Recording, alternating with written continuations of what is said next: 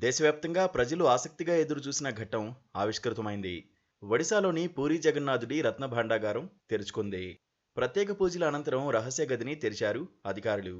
ఆదివారం మధ్యాహ్నం 1:28 రత్న భాండాగారాన్ని ఓపెన్ చేశారు. ఈ మేరకు ఒడిశా ప్రభుత్వం కూడా ప్రకటన వెల్లడించింది. రత్న భాండాగారంలోకి 11 మంది మాత్రమే వెళ్లారు.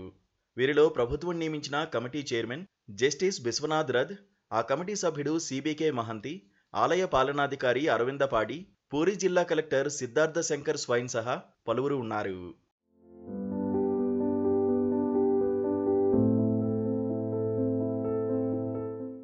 పూరీ జగన్నాథ స్వామి ఆలయంలో దాదాపు 46 ఏళ్ల తర్వాత రత్న భాండాగారం తెరుచుకుంది. ఈ పూరీ రత్న భాండాగారంలో మొత్తం 3 గదులు ఉన్నాయి. వాటిలో మొదటి గదిని స్వామివారికి పూజలో భాగంగా ప్రతిరోజు తీస్తారు. ఇక రెండో గదిని అతి ముఖ్య సందర్భాల్లో మాత్రమే తెరుస్తారు. ఇప్పుడు మూడో గదిని 46 ఏళ్ల తర్వాత తెరిచారు. గదిలో నిధిని బయటకు తీసుకొచ్చేందుకు అధికారులు 6 భారీ చెక్కపెట్టెలను తీసుకెళ్లారు.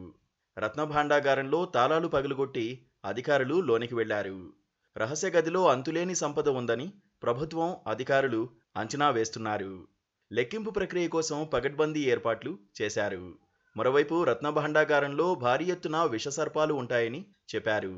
దాంతో అధికారులు అన్ని జాగ్రత్తలు తీసుకుని లోనికి వెళ్లారు. బృందంలో పాములు పట్టే వ్యక్తులు ఉన్నారు.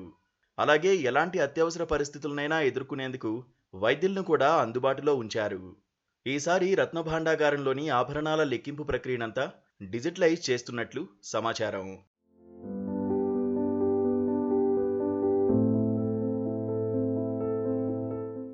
పూర్వం 3 ఏళ్లు లేదా 5 ఏళ్లకోసారి ఈ గది తలుపులు తెరిచి సంపద లెక్కించేవారు.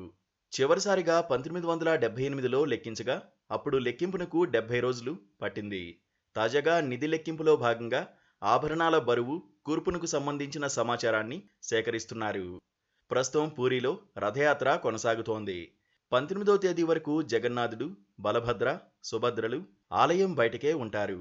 ఈ నేపథ్యంలో చేపట్టనున్న లెక్కింపునకు ఎన్ని రోజుల సమయం పడుతుంది అనేది అధికారులు చెప్పలేకపోతున్నారు.